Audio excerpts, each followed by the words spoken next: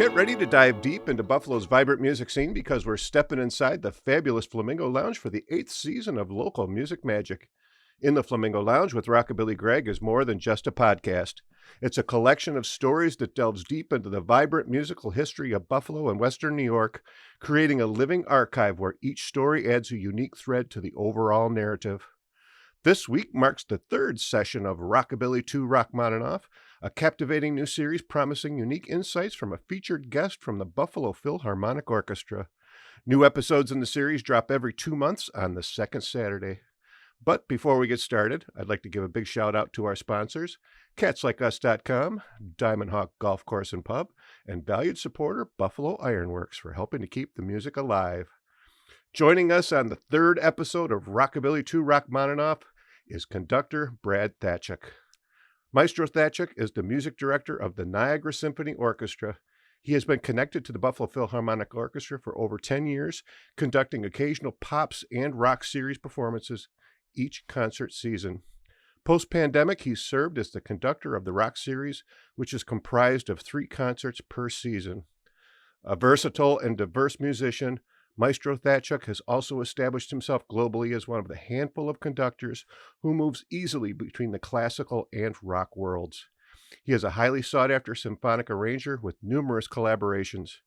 Recent and upcoming projects include Steve Hackett of Genesis, the music of Leonard Cohen, a tribute to the Tragically Hip, Dave Mason of Fleetwood Mac, and Traffic. ABC's Dancing with the Stars franchise, Tony Award-winning Heather Headley, Sarah Slean, Chantal Kreviazuk, the Beach Boys, and Air Supply. Wow, that's a mouthful. It's my honor to welcome to the Flamingo Lounge for the 3rd edition of Rockabilly 2 Rachmaninoff, Brad Thachuk. Brad? Hi, how are you? Good, I'm good. Thanks for coming down. I appreciate it. You came here from Canada today to join me here live in the Flamingo Lounge. I can't thank you enough. It's quite the honor to have you here. It's a pleasure. The Nexus Bridge makes it really easy. Yeah. Are you right over in Niagara Falls? Or? I'm in St. Catharines, Ontario. Oh, yeah, okay. Yeah.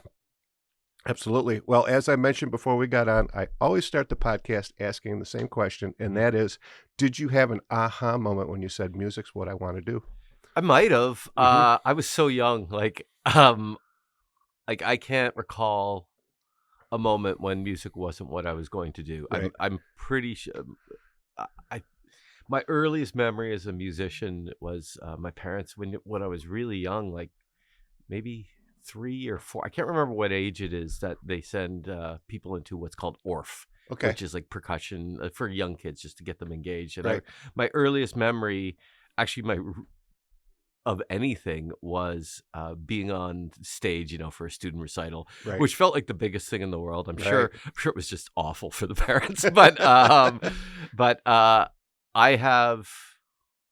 My entire life's been focused on music. There was never a moment where I wasn't going to do it. Mm-hmm. So I'm fortunate that it worked out. But I also had this philosophy that if you stick to it, and I would tell any musician this, if you stick to it, everyone else, people who it's not for, will drop out, and there will always be room for someone who won't quit. Right. And the people who drop out, that's because they found something that's better for them. There's no shame in that. Right. It's just I worked in record retail. I mean, I had no fallback, so I had to keep going. I know. There's always that thing as a parent where you say, do I push them to keep going? Because when they're younger, it's like they'd rather be outside playing and doing stuff like that, or do I keep it going? And then, it's always 6 of one, half a dozen. Yeah, that wasn't a problem for us. Like I wanted to practice, both my brother and I wanted to practice. I wasn't good at sports. So and it's funny because my dad was very good at sports, and it just worked out this way that I was singularly focused, I suppose. Right. Now, when you went to that at ORF, did you take up percussion, or did you spread out beyond percussion? Or I wanted to be a rock star. I took up guitar probably by the age of 4 or 5. Oh, cool. Wow. Yeah, I remember. I still have it sitting somewhere, like those tiny quarter scale guitars. Right. Yeah. And I studied classical guitar right away. Around 10, I also took up rock guitar. So. Yeah. Yeah, it's interesting because I have a 3.5-year-old granddaughter, and she's kind of indicated, she's got to play guitar and she's got a little drum, and she's always going around the house singing and everything. And Yeah. I just found these new guitars that they're 3 strings, they're small size for kids, and I'm like, I'm gonna get her one, Yeah, just to keep her going, it is funny that I never even thought about that, about the or like that was my first musical exposure. Mm-hmm. But I will tell you, every time I sit behind a drum kit, I have no idea what I'm doing. Like I am just, I can't do it. I Right. don't have there's some kind of independence of hand or something. I just never learned it. So, but I think when I picked up a guitar, it felt good. So, I mean, that's the great indicator for a young person like your granddaughter, right? Right. Like if they pick it up and they just love it, that's their Yeah. instrument. It was interesting. It was just a toy. We got her a couple months ago when they came over and handed it to her, and my son-in-law's like, here's how to play it. And she was holding it, and she had her left hand upside down, and she flipped it over, and she's lefty. Oh, I'm a on the lefty guitar. too, by the way. Yeah, and she held it like she had her thumb on the E string. Yeah. I'm like, wow. I said, she looks like she knows what she's doing with that thing. And I'm like, my wife's like, oh, you're pushing her into what you like. And I said, no, and she hasn't put it down. So it's like, yeah. Felt nice. But by the way, being a left-handed guitarist is a bit of a curse. Is it? Yeah, first of all, rarely can you walk in, you look at all the new gear and you want to try a guitar. There's so few guitars that I can actually walk into a store and try because there's not many there. Yeah. I was in Paris and I went to a left-handed guitar store and it was like heaven. Like Wow. they had absolutely everything. Yeah. But yeah, it's hard. Most of my guitars I've ordered online. Like I am a big guy on Reverb because you buy a guitar, it doesn't work for you. You got to. It is harder to be a left-handed guitar player because you can't try out the stuff. You're constantly reselling and right. Yeah, because you just can't flip a guitar over and string it upside down, right? Why is that? I'm curious. So, because I've never. I think it's the way that the bridge is angled. Like when you talk to like a guitar, like a classical guitar or an acoustic guitar that looks symmetrical, it's about the angling of the bridge. The thicker strings are, as you go through, one side is higher and one side's lower, and even on an electric guitar, just the setup, it's mainly the bridge, but with an electric guitar too, it is just the shape of it. Like, like you see Hendrix do it and it looks cool, but it makes it hard to get to the top frets. It does. I can't imagine. Yeah. Cause you're on that cutaway and, doing the thing. So like you said, you wanted to be a rock star. Was there any like rock stars when you were young that you're like, they spoke to you? Yeah. I mean, I guess, for me, it was, Led Zeppelin. I mean, it was right away. Can't remember how I heard it, but so I grew up in the late 70s, and my brother and I would sit there. I have a twin brother who's he's a guitar player out in Los Angeles, and we would sit there listening to the radio with our fingers on play and record. Yeah. And, grabbing every Zeppelin, every Queen. It was Zeppelin, Queen, Rush. Right. There was a Canadian band that was quite popular called Triumph. Oh, yeah. So those were kind of the main ones. For me, it was always that kind of classic rock. And it's never really left. Like in my listening, I go through phases. Obviously, I listen to a lot of classical because I do a lot of classical. Right. But when I listen for fun, I will go through a phase where I return to the Zeppelin or Queen. Right now, I just flew back from Los Angeles, and I'm always looking into different things. And I went to see this new band called Sleep Token, that are kind of like emo metal. They wear masks. It's crazy, but I love the tunes. Right. It was really weird because right after COVID, I lived part-time in London as well, England. And 4 years ago, I walked into this tiny club near the Regent's Canal called the Lafayette, and saw this insane metal group who were wearing death masks. It was just the stupidest thing that I had seen. But I sat and listened. I was like, oh my God, this is absolutely fantastic. And I've watched in 4 years them go from a 200-seat club to playing a 20,000-seat arena. And so apparently I wasn't wrong that it was really good music. So I'm constantly exploring what I listen to. I'm always listening for new genres. The kids these days, they're mixing things up really nicely. They mix things, like all this cross-genre stuff that I hear. It's great. Like I was watching I was listening to Howard Stern a few weeks ago, and they had Rosé from Blackpink or Pink Black. I can't remember what that K-pop band. And she came on and did an acoustic set of some solo stuff. And first of all, I didn't know she was Australian. Right. And her music sounded country. And like I love this kind of. I love you can't pigeonhole anybody in this generation anymore. Right. No, I know. I've talked a lot about that on the podcast with folks, is how do you know, and I don't know if you have to, it seemed like genres also came about because that's how you had to market everything, right? Yeah. So you had your country stations and you had your classic rock, and which is different than, I never understood why the Beatles weren't considered classic rock. They're pop, I guess, but but now it doesn't seem like being on the radio and having to market yourself that way matters as much anymore as it did and 20 years ago, because of streaming and all that kind of stuff, Yeah, you may recall it. And actually, I remember that first radical shift in my rock pop music consumption. My first super radical shift really was, as I said, I was a massive Zeppelin fan. After they broke up, when Robert Plant went solo, that was nothing like Led Zeppelin. Right. It was, I mean, I can't even really define the genre, what it was. But because I loved Robert Plant so much, I forced myself to like it. And I think artists, so I say kids these days, but in general, I think artists have kind of always been pushing those boundaries. And like even you take a look at a classical composer like Stravinsky, he had periods where, he was avant-garde, or even kind of romantic, and then he had his neoclassical era, and as soon as you step back, you realize a lot of people throughout history didn't stick to the same lane. True creators, they felt that they've done enough. Sting, great example from the Police, he's done many different things. And I know I'm not as very well versed in classical, but I know I've read it's like, they were the rock stars of their time. And then when they would do something a little bit different than what they'd meant, people would be like, oh my gosh, you can't do that. And it's kind of the same thing over and over and over again, right? There were some people who pushed the envelope, and then there were these people, like I lecture at the Royal Conservatory in Toronto. I don't stand out and lecture people. I'm actually paid to do a lecture, and I do a lecture in orchestral literature for their grad students. And we were doing Haydn, who Haydn is a composer who is a contemporary of Mozart's, and we know more Mozart than we know Haydn. Haydn's a very famous name, but it doesn't have that kind of recognition that Mozart does.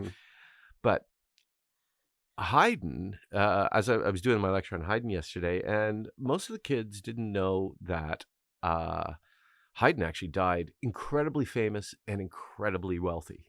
Like there was a time when there were composers, as you said, they were the rock stars, that Haydn was making so much money as a composer. Like he had spent his entire life being through the patronage system. He had nobility sponsoring his career, but in the last 10 years of his life, he went solo and went to London and just made wads of money as a composer. So in a way, and then there's always, like, we think about, Franz Liszt, the pianist, who very famously was like, women would pass out, as anecdotally, Paganini, the violinist, things like that. That there were these soloists who were just sensations. So how about that? It seems like you go way back, because I always tell people it's like, the writers right now, they're the ones that are making the money, right? And you said the composers, right? It's not the ones actually performing the music, it's the people creating it. Well, even more and more so now. Like, I mean, the way that the streaming services are structured, artists get paid almost nothing, right? And so the publishing and this will actually factor into our BPO conversation, but Mm-hmm. the publishing, the rights, the actual creators, not the performers. I think we have to separate creators. Creators a word that's thrown around a little too much. I Mm-hmm. think the creators are the people who actually write the music, Mm-hmm. and the interpreters are the people who sing it, Mhm. right? Right. And quite often they're the same person. Mm-hmm. But now, outside of touring, it used to be, the industry used to be that you made money on the record and you lost money on touring. Right. Yeah. And the paradigm has flipped now, where the songwriter makes the money, Mm-hmm. Right. and the performer doesn't get that much, and they have to make the money on tour. So Mhm. it's just the way it's gone. I will tell you that I don't love that, but I think you can't uncrack that egg now. Right. Yeah. So I was gonna say, unless you're Taylor Swift, I just read she's like got the top 12 slots. oh on yeah, the well, bill- I mean, with- she's with earned it. it. Yeah, it's like it's crazy, right? It's like holy moly. She's earned it. It would honestly, when I talk about how artists are paid hmm through the streaming services, it would take. When I say you can't uncrack the egg, you probably could, but you would need Taylor Swift, BTS, Paul McCartney, some of the top artists to all band together and go, we're taking it off the streaming service unless Right. we get fair compensation. hmm I just don't see that happening. Yeah. So Yeah, I read somewhere where Barbara Streisand got a couple million streams or something like that and got a check for $25 or Yeah. something crazy Yeah. like that. It's like yeah, it's Yeah. the industry is littered with that. But the songwriters, and this actually circles to what we'll probably talk about with the BPO. Sure. Yeah. Like when my brother and I write, so I have intimate knowledge of this side of the industry. My brother and I write, we do rock orchestra shows, but we do them Okay. differently than most bands. We haven't done one in Buffalo in a few years, Okay. but hopefully we'll be back doing it. We're doing one in a few weeks in Niagara, and we're going to Winnipeg and Mhm. places like that to do it. But we write these shows that are very different from most rock shows that you see, that we use Roland V drums Okay. that trigger samples. So then the problem sometimes we have with rock shows is in orchestra is that the drums are so loud Right. that you can't hear the orchestration. And so what we decided to do was make the drums something that was mixable, because those concert halls are so small. So we built the arrangements with the orchestra first, and then we have a band of LA, like we got the drummer of ABC and things like that. We got Sure. all these Tina Turner's bass player. Mhm. We have a lot of great musicians, and they come in. They're all completely silent stage, and the sound guy's allowed to mix our product so it sounds like a record. Okay. I've stood on stage for years doing rock shows, so I said, there's a way I think we should be doing this. So what I found out while launching this dream of writing this style of rock show is licensing. Mm. Around 2015, 2016, as orchestras, we used to be able to just throw any band up there and Mhm. cover band and do arrangements. But then the industry got wise, the music industry got wise, and you needed to start paying the songwriters Mhm. for the permission for what's called symphonic use. Fair enough, by the way. Right. Fair enough. But the industry hadn't considered it. Okay. And so I know, we've got a Phil Collins Genesis show. Next week, we're doing a classic rock show that's like Who and Zeppelin and Queen. And negotiating the rights with their publishers Right. is really, really difficult. Like for Mhm. me, getting to Genesis was easy because I work with Steve Hackett. So Okay. he can kind of calm the waters for me and things like that. Sure. But getting permission to do Led Zeppelin, it's really hard. Like Yeah. you go through lawyers, they don't come back to you very good. Right. So when you see a show at the Buffalo Philharmonic, there's lots of layers behind it that, first of all, somebody has to write those arrangements that the orchestra is playing. Mhm. And then what takes equally long and what is actually quite pricey is getting the permission to do these shows. Right. So it's a lot more. I think that there are intricacies to the orchestra business that a lot of people don't realize. They say, "What? Why are tickets this price?" That's one of the common things. Why are the tickets this price? Or Mhm. why does the BPO have a budget of 9 or 10 million, whatever it is? Mhm. things cost those musicians. They're professionals. They deserve to get paid. That costs money. Right. There's a staff to support it, to market it. That costs money. But on the individual show day, you have to bring in those guest artists, usually fly them in. Mm-hmm.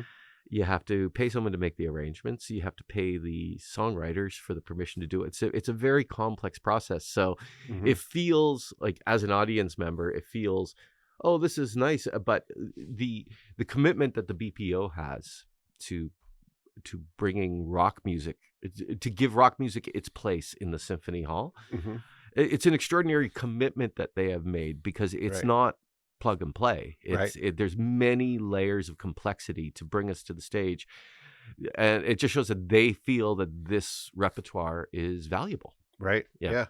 Now, like, how long does the process take, like, before you get to put it on? I mean, when are you starting to get all those rights and are you like looking 2-3 years out? Or? Well, it depends. Like, some shows now, like the shows this season are shows minus the first one, Green Day, which I'm not doing, by the way. A friend of mine, Tim Moffat's conducting that. But those shows have existed for a while. Okay. So, and the preparation that goes into these shows are done by people like me, usually independent companies, who then market their wares to other orchestras. But I'll tell you, like, here's an example right now. In April this year, my brother and I, we have all the permissions to do a symphonic version of Pink Floyd's The Wall. Mm-hmm.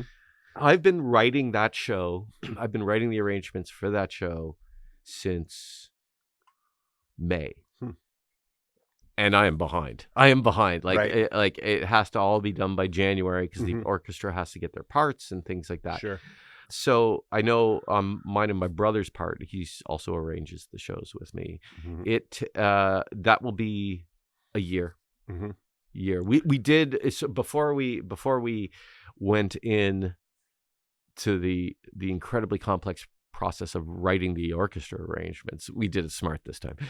We made sure we had the permission to do it. Like, you don't do it, all that stuff, and then have a lawyer go, well, you can't actually do that. So so I know, like, from the Buffalo Philharmonic, they make a marketing decision. They say who's selling what shows. Right. Haven't we just done this recently? Like, that they will, like, we're doing the music of Journey next year, which means they won't do the music of Journey next year. They have to switch it up. But there's enough of these shows out there that they'll that they have options to bring in. Right. Yeah, I was going to say, so the 3 shows you got coming up that you're involved in: music of Journey, Pink Floyd with the Machine, and then, of course, we love them here in Buffalo, the Tragically Hip. The Strictly Hip show. That's actually a show I wrote. That's a show I wrote. That was actually, and there's an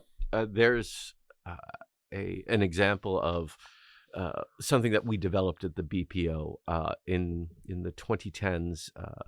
The BPO engaged me to write this show, and the show has evolved over the years. But these arrangements weren't an entrepreneurial thing that I decided to do on my own. The BPO said, we have this great local band that everyone loves, the Strictly Hip, and we want to do a music of the Tragically Hip, and we'll pay you to write the arrangements. And then it was so successful, they said, well, can we write a few more arrangements so they can change up the set next time we do it? And then after COVID, during COVID, kind of, I guess it was COVID-ish, COVID adjacent, they said, oh, could you write them for small orchestra?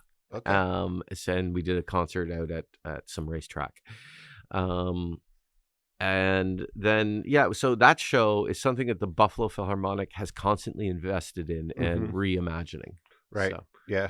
Well, because, like you mentioned, Triumph and, of course, Rush, and, great Canadian bands. And, we kind of consider ourselves Canadians here in Buffalo. By proximity, right? So it is so funny, because I remember when I was a grad student in Cincinnati. Yeah, it was when I was in Cincinnati. I went to see the Tragically Hip at a tiny, like, they were headlining arenas in Canada. Sure. And maybe 300 people were in this club. Right. So, like, it was such a weird thing to experience. Yeah. I remember seeing Gord Downey solo at the Hard Rock here on the state side. And, years ago, Yeah. and that was kind of my first. My wife's a big fan, and I had not been. But there's a local guy that I was friends with who's no longer with us, Bruce Mosier. He really helped. Yeah. He really helped Yeah. break them, over here and Yeah, did a lot of stuff. So I will admit that in the 90s, I was not. I had most of my friends were, but I was not a big Tragically Hip fan. Mhm. I didn't.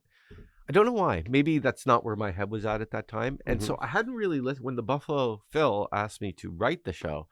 I was like, I don't know. Right. And then I took a deep dive and I listened and I fell in love with it. Yeah. I absolutely fell in love with it. Yeah. So Well, and then you mentioned Genesis. I mean, you go back to the early stuff. I mean, the real Yeah. early Genesis. That's orchestral yeah. almost by itself anyway. Well, that's what I tour with Steve Hackett. With Right. Steve Hackett, we do. And oh, by the way, that's another perfect example.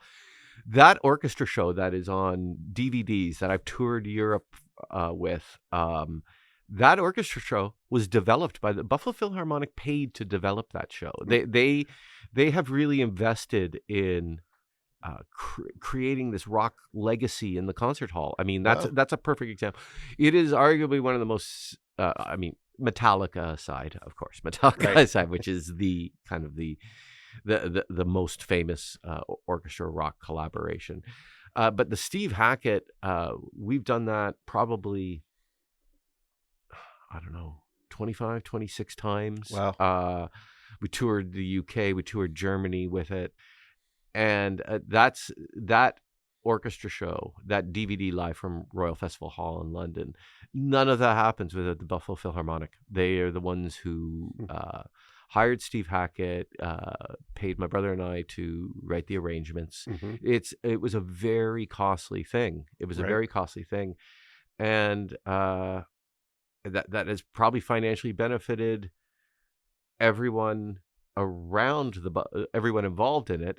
But it came at cost to the Buffalo Philharmonic, and I think that's why I admire Dan Hart and Joanne so much. Mm-hmm. Is that they their commitment, everything that the Phil does is almost selfless in a way. So, Wow. Yeah.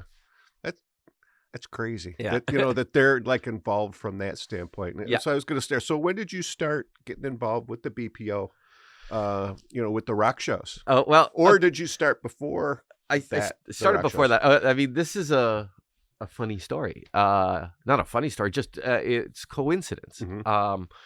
I was an assistant conductor in Fort Wayne, Indiana, and I was on my last season because I had just won the position with the Niagara Symphony. Mhm. And in May of that year, like the second to last concert I was assisting, the guest conductor was Joanne Folletta. And you interact with when you're an assistant, you interact with the music director, with the guest conductors a little bit. But Joanne was unique in the sense that I was doing a pre-concert chat in the hotel across the street, and she actually came to it, which was strange because that doesn't normally happen. But now that I know Joanne, it makes sense because she's lovely. And she came up to me after and she goes, you have them eating out of the palm of your hands. You're so amazing at this. It said, and then so I got talking to her and I said, well, I'm just moving across the border. I'm going to be in St. Catharines taking over the Niagara Symphony. She goes, call us as soon as you land and we'll hire you. Mhm. So I came in and I did like a silent movie at the Shea. Okay. And because of various technical things, I don't want to tell. I don't want to go about nothing. Not the BPO's fault, but because of various technical things that happened, the film was running faster than it should, and they couldn't get the film to slow down. Wow. So, but we had all this music, and it was impossible to play at that speed. And we were doing this on one rehearsal, and I remember this solidified my place with Buffalo Philharmonic. They were trying to fix it. We had no rehearsal time. And on this one rehearsal, I just said to the orchestra, and I'd never met the orchestra before, I said, just go with me. We're going to figure out, we're going to make cuts on the fly. We're going to make this work. And in the next 90 minutes in this rehearsal, I just stopped quickly. I said, okay, get rid of that piece, move this piece over. And we patched this together really quick. And Dan Hart, the executive director, after he goes, that was kind of remarkable what Right. we just saw. So then they started hiring me to do lots of things. I did like classics. Mhm. I did a lot of classical runouts. I did a lot of outdoor shows, patriotic pops, Christmas. I've done a few times here, and then the arranging started. They had asked me to write. I think when we were doing a Christmas show, they saw that some of the arrangements were mine, and they said, "Oh, you're an arranger." And I said, "Yeah, I do a lot of arranging." And they said, "Well, we're going to feature a local band." It wasn't the Hip; it was some local original band. We're going to do a night featuring local groups. Would you write the arrangements? And then they go, "Oh, well, we're going to have we've got a local group, and we want to do a tribute to Stevie Wonder. Could you write arrangements for that?" And then Dave Mason's coming. Could you do that? And then it led to the Steve Hackett. So. And because I had written all the charts, they started hiring me to do the rock shows. Right. And because some conductors, like the shows aren't always difficult, but they require, like this machine show that we do. For the orchestra, it's not difficult, but the conductor needs to be intimate with the repertoire. And whenever they try to give the show to somebody who wasn't, be it an assistant conductor or a guest conductor who wasn't familiar with the repertoire, the rehearsals went on too long. There was too much figuring things out. Whereas I could come in and being very familiar with the repertoire and having classical skills, I was able to meld the two. And we found that the rock shows became seamless. They became easy for us to do. They became... and my knowledge of monitoring and what goes into a rock show itself just exponentially grew, and it just seemed very obvious, I think, to the Buffalo Phil that this is a really good fit. Like, we like Brad, but Brad comes from across the border, and he does this and that and this and that, and I didn't ask for it, but they chose to kind of define a role, and so I basically do the rock shows for the BPO.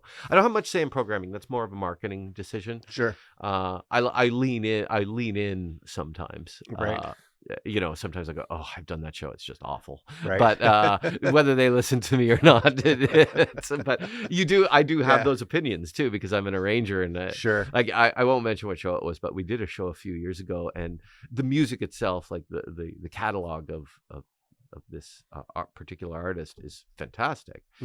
But the arrangements were just mindless, and you can tell. And that's the thing, is that when you don't know until the arrangements show up if it's going to be like that. They go, it's going to be the music of XYZ. And there's certain companies like Winborn who's doing the music of Journey.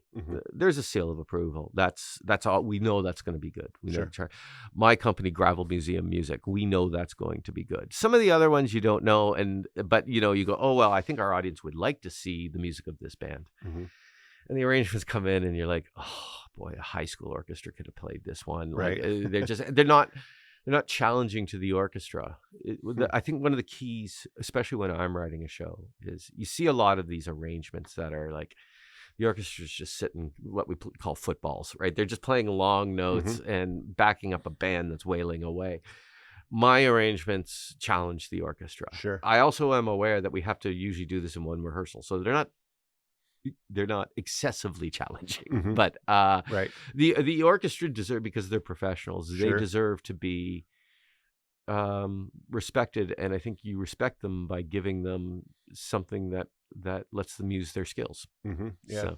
It always amazes me. I mean, one rehearsal, I mean, it's incredible. It always amazes me when I see musicians who may have not played together a lot, but they get together and they just gel, and they're watching everybody, you as the conductor, they're watching you do it, and it just amazes me how they just pull it together. Yeah. And, but with really good artists, really good musicians, people who are unfamiliar with each other, there's an unspoken language. I mean, I think as a conductor with orchestras, there's a shorthand. I mean, if you are good at the guest conducting game, it doesn't take long for it to gel. Like I was just last 2 weeks ago, 3 weeks ago, I was in with Atlanta Symphony and the jazz trumpeter Chris Bodie.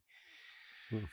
Putting jazz and orchestra together is really, really hard. Mhm. It's really, really hard. And whenever I do the Chris Bodie gig, no matter where we do it, it's a tricky one. It's a Mhm. tricky one. And you go to an orchestra you don't know, and you got to try and figure it out because jazz is a little bit more fluid. Right. And it's not for the faint of heart, I would Mhm. say. So Yeah. there are some people like me who have a certain comfort level with it. Mhm. I think it's because I'm just in my personalities. I'm like, if you ask my partner, she'll tell you I'm not calm person at all. But on stage in rehearsal, I'm rather unflappable. Mm. I always know there's a fix. Mhm. So like nothing is impossible. Right. So it's just how quickly can you get to that fix? Yeah. Yeah. Which kind of brings me to like, so how do you like blend that? Because orchestra seems very kind of what's on the page, and of course, but you're still interpreting what's on the page, right? And you're putting emotion and you're putting Yeah. feel, and you might not be so staccato, I guess, with Yeah, that's all marked the in notes, the, you know? that's all marked in the music, and it's further accentuated by the conductor's gesture. Mhm. And but I mean, we also, I think one thing that we should acknowledge is that actually a lot of players in the orchestra are fans of. They just don't go home and listen to classical. Sure. They're fans of rock and pop music too. Right. Yeah. And you can always tell that on every show there is some members of the orchestra where this type of music is clearly what they listen to at home. They know Right. every word. Yeah. So I mean that stuff is all kind of the articulations, whether Mhm. it's short or long and connected or not. That's all very well notated. Hopefully. Hopefully. Hopefully. So the musicians aren't going rogue on stage. Yeah. That's just, right. So And what is hard is the bad when it's a poorly arranged show.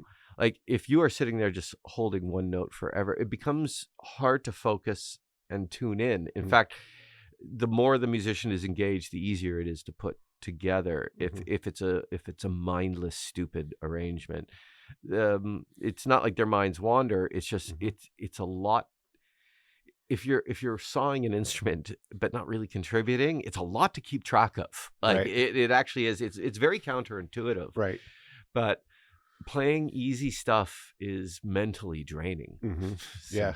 Now, have you ever had instances where like the actual band and getting them with the orchestra and getting them to sync up is a challenge? Sometimes. Sometimes. Sometimes like it's always fixable. But for example, this Chris Bodie, the show that I just did in Atlanta, we hadn't done the show in a year. And so 300 other dates of the year, he's doing his own thing with his combo. And it was more just a reminding, oh, by the way, in the last year, you guys have changed it, but the orchestra still has to do it this way. Sure. Right. And then he goes, because he's the boss, he goes, I don't want to do it that way. Right. And then I have to figure out how to take what we have on the page and make Sure. work with what he wants to do. It's always like a little bit of snipping, cutting here and there. Right. But I mean, when at the level of Buffalo Philharmonic or Niagara Symphony, when we bring in a band, the band's never the problem. The band's not the problem. Right. It's like I'm trying to think of one instance in my career where it just wasn't what never worked. I don't think that happens. Yeah, I mean, okay. yeah, it's there's too much at stake. Sure. Yeah. Yeah. I mean, and if you did do it, your career would be over. Word would get out through the orchestra industry in a Sure. second to Yeah. never hire these people. Kind of the reason why I ask is because I love the movie The Wrecking Crew, and Yeah. you hear some of the bands going, like Tommy Tedesco from Niagara Falls, they're like, why did you play it like that? We can't play that on stage. That's way too complicated. Yeah. And that's what they're doing in the studio, right? So I'm thinking, is that, does that kind of translate over to, to what you're getting into? So Yeah, well, sometimes like we had with the Steve Hackett show when we did it here, half the arrangements were mine, but half of them existed from something he did in Iceland or something like that. And the arrangement wasn't terrible, but I on fifth or first, but the end of the arrangement just didn't make sense. Mhm. It didn't sync up with what the band was doing. But for sometimes, and I said it was just like that silent movie and things like that. Mhm. Sometimes you have to have the courage as a conductor to go, we're not going to play that. Okay. Just let the band play. Let's just cut out. It's not syncing up. Right.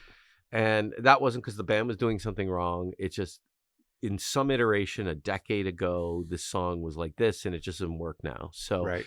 instead of standing on stage and frustrating everyone trying to fix it, sometimes there is that moment where you just let it go. You go, we're not going to play that. Right. So Now, are you trying to keep the songs pretty much to what people would recognize that they've heard on the radio with the rock, or are you mixing it up a little bit and kind of? well, when I arrange, I mean, very rarely, like sometimes, like okay, like the ones you'll see at the BPO this year, they're very much exactly the same Sure. as, Okay. as what you hear. When I write my brother and I always like it. We like to pick one or two songs,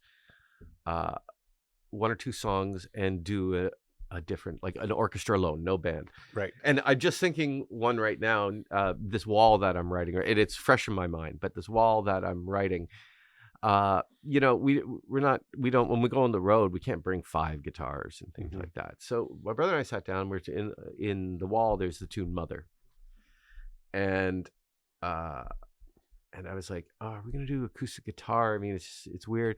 And then he said, well, why don't we make this one of our all orchestral tunes? And so we got rid of the guitar, and I wrote an all orchestral just for the singer and the orchestra. And the tune is there, of course. It sounds like Mother, but it is a complete reimagining. And very rare. It's one of those things. I go home and I've mocked up the MIDI, you know, with sample libraries and things like that, so I can send to the singer to learn. It is one of the few things I've written. I go home and go, oh my God, I am so good. Like, it is like, and that rarely happens, but Right. it gives me joy to know that given this challenge, you could create something so special. And I can't wait till we get to do it next April, because I think it's going to blow people's minds. It's when you reimagine, and we've done this before. A few years ago, we did a Deep Purple show here with the Buffalo Phil. It was Deep Purple and Rainbow and stuff like that. It was, and we had a Western New York singer, Joe Retta, who sings for The Sweet, and he sang with Tallis, things like that. And we did this Deep Purple night, and we did a rainbow song called Catch the Rainbow. And we got rid of the whole band, and we just did it with full orchestra, and it just felt great. So doing it once or twice a show is fun. In my Phil Collins Genesis show, we do it like there are tunes that you go, oh well, you don't even have to do too much work to reinvent, like, you know, do the Against All Odds, the Phil Collins Against All. It just works with orchestra anyway. Right. So I enjoy that challenge, but 99% of the time, unless it's a tune that we think we can make special, we have the band play the thing, and then we weave orchestra parts around it. Sure. So Yeah, which makes, because it made me think. I saw Nora Jones last year over at Art Park, and you know, like the songs that she was known for 25 years ago, you know, she's changed them up a little bit. You know, it's like, of course, people still know it's the song, but because I can imagine too, as an artist, after you're playing the same thing for 25 years, it gets a little. Yeah, I mean, and you know, think of the MTV Unplugged. Yeah. That was every artist from Eric Clapton to Def Leppard. They all did it. Right. Def Leppard did it with Taylor Swift when she was like 15 or 16. Yeah. So that was actually a remarkable story. That was, and we'll circle back, you know, when we talk about artists and switching genres. If I understand the story correctly, it was a Taylor Swift, maybe country music TV thing. Okay. They had given her an Unplugged show or something, and she was still a teenager, Sure, 18. And they said, "What band would you like to work with on this?" And she asked for Def Leppard. How how a kid in country music thought, oh, working with Def Leppard would be fantastic. That's absolutely remarkable. I think that's amazing. So yeah, and you know, when you hear stuff too that were like mashups, and you think, that song will never go, and then you hear these songs and they're brilliant. Oh yeah, some people are really good at that. Yeah. I have to admit, I just for fun, I've tried to do it. Mhm. And we were all bored during COVID, and we all had Sure. our Logic, and we're trying to do things. Yeah. It's really hard. Doing mashups is actually quite difficult. Is I it? mean, Yeah. DJs are quite. I was caught in a flight delay flying to LA on the weekend, and I was with beside me was a DJ from Belgium, Mhm. and I was just asking him all the time. I said, "How do you do that?" Like Yeah. I think it's things I don't understand fascinate me. Yeah. Like I won't go home and listen to house music or anything like that, but Right. as soon as I have a chance to talk to a DJ, I'm Mhm. familiar enough with the genre that I am loaded with questions. Yeah. Oh, I So, know. But I went to school. Well, I started college '82, and a friend of mine, I was graphic design major, and he was in graphics, but he was DJing on the weekends, right? yeah, And he was doing mashups and yeah, 40 some odd years ago, and it was like, wow, yeah. and then And doing it fast, before you had all these tools where you can sync yeah, up tempos and yeah, smart tempo and things. That's crazy. That's yeah, crazy. yeah, yeah. So He was doing it with tape, yeah, I mean, it's like, and we didn't think about it because we're like, yeah, and then fast forward 20 years ago, it's like, yeah, I had friends that were doing that the old-fashioned way, if you will, yeah. and it's crazy. And now I don't even think he's in the music biz, but but it's like Yeah. you should be, Yeah. Yeah, no, it's again, that's a skill. Somebody young sits down and says, "Oh, I know how to. I can pace this. I've got a good sense of rhythm." And a Right. good sense of rhythm is probably what defines a lot of DJs. Gotcha. A, Yeah. a knowledge of the catalog and a good sense of rhythm. Hmm. Yeah. So, yeah. Any shows that you'd love to turn into an orchestral piece? Oh God. I mean, the thing is there's so much, but I don't know who would go. I mean, this is Yeah. also the thing is that yeah, like okay, for example, I'll give you a laundry list. Like Mhm. there are certain catalogs of music that I think work really well with orchestra. That okay, although this is the most, I'll start with the most eclectic. My favorite band in the world is a English prog rock band called Marillion. Mhm. And Marillion's music is so symphonic in scope. Mhm. And it's so tuneful, and so I would love to do an orchestra show with Marillion. I would Right. absolutely love to, but they're probably at the stage of their career where that's a hassle because they've only got a few years. I take a look at what is okay. Jim Steinman's music, like the music of Meatloaf, Mhm. is properly operatic. Right. It's properly operatic, and would people go to a Meatloaf show? Maybe. Has that time passed? Maybe. I'm Mhm. not from a marketing set. It's Sure. like it is one that when I talk to BPO, I go, well, what about? I haven't written it, and I don't know if we can get permission, but what Sure. about? It would be one I would pitch Mhm. to see if anyone else likes it because, he was always kind of a niche artist, but Mhm. Bat Out of Hell is one of the greatest rock records ever Right. made. Would people like that? I mean, The Who have been touring with a small orchestra. Mhm. I'd like to do a proper Who show. I think that's a catalog that deserves it. But I mean, my brother and I sit and talk all the time. We'd love to do just a proper survey of Canadian rock. Right. Buffalo Philharmonic doesn't like to do. Well, they've told me they don't like to do like jukeboxes that much. They like Okay. to go, we're doing this artist. They don't like to do like the show I'm doing next week, our classic rock show. They prefer to market to a specific artist's fan Okay. base. Right. Fair enough. Mhm. But I think like a survey of the great Canadian rock music would be fantastic. Yeah. That would be really good. I mean, there's so many. It wouldn't work. It wouldn't work now. But Mhm. this band I flew out to LA to see, Sleep Token. It would be amazing to hear their music with orchestra. Mhm. It's not the time in their story to do it, but Sure. there might be a time down the road where that would make sense. But like when I'm asked to write, like if somebody were to ask me to write like a Sex Pistols show, Mhm.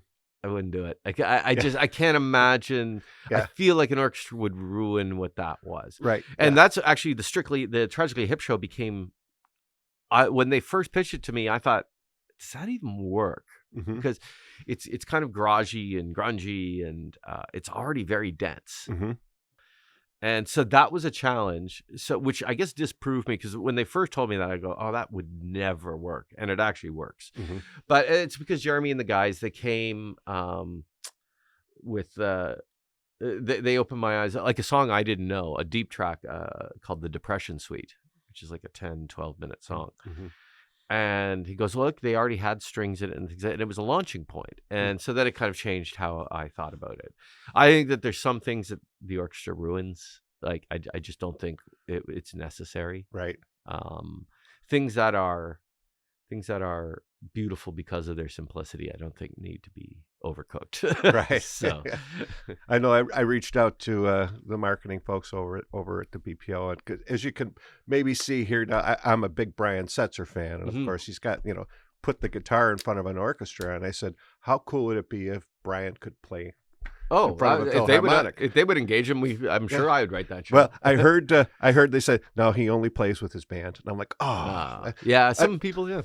I mean, what a cool thing though to arrange that, and then he could go by himself, city to city. I would arrange it. I'd go on the road with that. That would be a lot of fun. Yeah. That would take some thinking though. Yeah. Rockabilly would take some thinking. Mm-hmm. So Yeah. that wouldn't be the easiest of projects. Right. So sometimes you get handed things that are doable, but Right. Yeah. they're a little tricky. Right.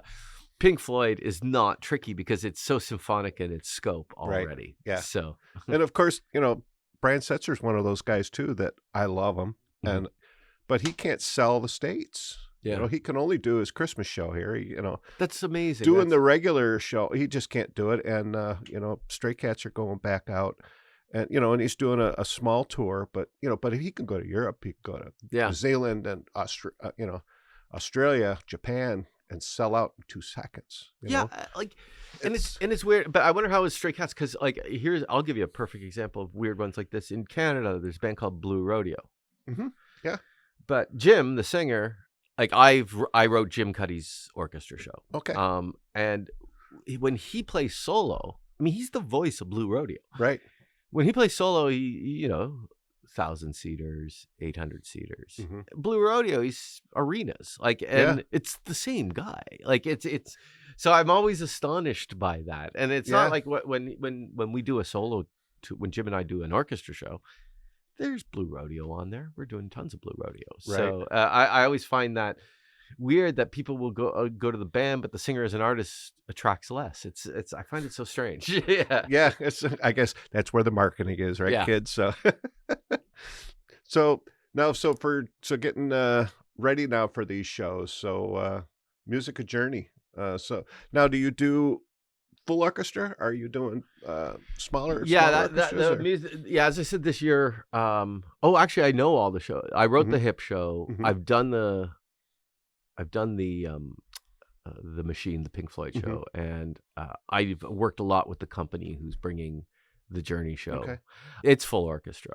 Yeah, it's full orchestra. I don't know much about the Green Day show only, but I've done some shows from that production company, right? And it's full orchestra as well. Everything's Right. big. It's not tiny and stripped down. Mm-hmm. The interesting thing about the Journey show is that's a show that the guy that company Winborn has had kicking about forever, and just couldn't get the permission to do it.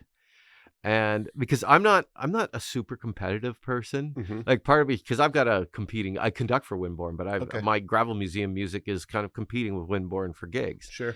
But I felt they were having a hard time. They go, we would love to do this Journey show. We just can't get over the line. And so we gave them our guy to help them get it over the line. Oh, gotcha. Because it's a shame that music, I had no designs on writing a Journey show. So that show had been sitting there. They just couldn't get the permission to do it. Sure. So they contacted me and we helped them get the permission to do it. So. Well, and Journey's, in a lot of respects, 2 different bands. You got pre-Steve Perry and then Steve Perry. They were 2 different bands, really. Yeah. And I think the new singer, he's not a kid anymore, right? I think he's gone too. I think so. Yeah, he's left. So I don't know what's going on with Journey. I'm always nervous about. That's the other thing is I don't I don't like to do tribute, and we had a perfect example here a few years ago, doing a touring exhibit, doing an orchestra show of a band that with a tribute band that is the original band still on tour. Mm-hmm. That's risky, and Right. I remember a few years ago we did Winborn, the company that's doing Journey, had been hired by Def Leppard to write a Def Leppard tribute show, Mm-hmm. and when they booked it, and then like a few weeks later, Def Leppard announced they were going to be playing the stadium, Right. and it just killed sales. I am very nervous about doing shows where the band is still themselves on tour. Sure. So, Yeah. so that's what takes up. Somebody say, well, why don't you do a Taylor Swift show? Mhm. Well, because you can go see the real thing. Right. I don't think our place is when the real thing's out there. Mm-hmm. I mean, the Green Day show existed when the real thing was not out there, right? Yeah. And they did come back, but I think that the Green Day tribute is fine because they're not on tour now. Who knows when they're going to go on tour again? So that's all fine. But when you are presenting a tribute to a band that's actively touring, there's only so much concert dollar to go around. Exactly. So Yeah. You ever go like way back, like 70s, 60s bands that don't have to worry about that, but have a catalog that's like amazing? I wrote for Buffalo Phil. I wrote. Oh my God, we've done so much. Right. I wrote a Grateful Dead show. Ooh. That some orchestras are still doing. Right. The Grateful Dead is not repertoire I would go home and listen to. Right. And it presented a challenge because jam bands are tricky because you can't have the orchestra just play 2 bars and repeat it until somebody passes out. So you've got to organize those arrangements carefully. Bands that are very improvisatory create a certain arranging problem, but we found a way around it. But also it does require talking to the tribute band and just rein them in and say, hey, take it easy on us, because it's just if this solo goes on for 10 minutes, you're going to lose everybody. Yeah. And so trying to rein that in, and I have a philosophy. Some acts I work with in other places don't abide by this, but I have a philosophy. If you're doing an orchestra tribute show, I tell my guys in Gravel Museum this all the time. Nobody cares who you are. Just play the tunes, right? Nobody if we did a Queen show once, and the singer started telling us about his stepkids, and I was like, nobody cares. Right. Play under pressure, right? Because I think people are there to see the songs. I am not the star. The songs are the star. And the second that these orchestra shows, if you get people who make it about them, right, it's weird. And that's actually a very firm guy. That's what Winborn, that was part of their model that I loved, is that it's just play the tunes. Right. Just play the tunes. Like in that case, dude, when he's talking, just start doom, doom, doom, doom, doom, doom, right? Yeah, exactly. It's like, okay. I think that's an important part of the presentation when people come to see a Buffalo Philharmonic rock concert. I don't have control over that, but it's something I in my shows, and when I have a little bit of sway, I like no talk. Let's just play the tunes. Right. Yeah, you're not a stand-up comedian. Just so. No, I do a little folk duo with my buddy, and some of our guys at work came to see us one night, and they're like, "Man, your music's okay, but your shtick, it just stinks. Yeah. So just get rid of it. Just play." Shtick is hard. Like and I will I'm a funny guy, and I don't have stage fright. I'm good at talking, but even I know keep it brief. Keep it brief. I always go for the laugh, but I don't take a long time to get there because there's people who do that for a living. They're like, keep your day job. I mean, we will introduce a song. Yeah, like that's if we're fine. going to do, like this person did this song and this is why. But and sometimes a little context about a song is interesting. For me, it's more the for me it's more like the my coffee this morning wasn't good, and the kids dropped the Eggos. Now we're gonna play Wish You Were Here. Like, it's just weird. So, well, you know what, Brad? We're at the top of the hour, believe it or not. Okay. We've had a lot of fun. So I can't thank you enough for coming thank down you and so much. telling your stories. This is great. As always, I'll have everything at rockabillygreg.com. We'll have links to where you can go buy your tickets at the BPO website, and have some information, your links to your website so they can see you. Now, before I go, where is the actual Niagara Symphony? Is that in Niagara Falls, Canada? Or? It's in St. Catharines, St. Ontario. Catharines, Well, okay. we play all over the Niagara region. Okay. But our main concert hall, which is state of art, built about 10 years ago, is in downtown St. Catharines, Ontario. Okay. But we just did a concert last week in Niagara in the Lake, and we're going to be playing in Welland next week. So nice. we go, but we do our main series concerts in St. Catharines, Ontario. Okay. Fully pro orchestra. I love it. It was the best move I've ever made, and it also got me connected to the Buffalo Phil. So that's great. Yeah. Well, it's so glad to have you here in Thank Buffalo, in the Flamingo Lounge. And again, for everyone who's tuned in, we thank so much for you tuning in. I hope you've enjoyed this episode as much as we have, and I hope you're enjoying the series that we're doing with the BPO called Rockabilly to Rachmaninoff. And as always, you can find the podcast where you get your podcasts at Spotify, iHeartRadio, Apple Podcasts, Amazon Audible, YouTube, thebuffalohive.com, and as mentioned, you can always find them at rockabillygreg.com, where it's all about the music, and there will be extra pieces there, as I mentioned, links, maybe some videos if they're available, some photos, and some other information so you can get a little bit of a better picture of what's going to go on when you go to these shows. So, Brad, again, thanks for coming down. Thank you so much. And we'll see you next week. Bye-bye. In the Flamingo Lounge is made possible in part by CatsLikeUs.com, your online store for authentic vintage clothing and accessories. Buffalo Ironworks, an intimate live music venue and bar located in the Cobblestone District in downtown Buffalo. And by Diamond Hawk Golf Course and Pub, Western New York's premier golf course, restaurant, and banquet facility. At the Hawk, the bar is hopping year-round with live music every Wednesday, Friday, and Saturday, and some other nights, too.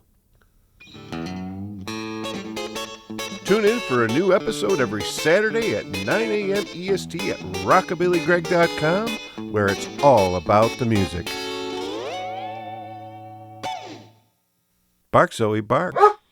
Good girl.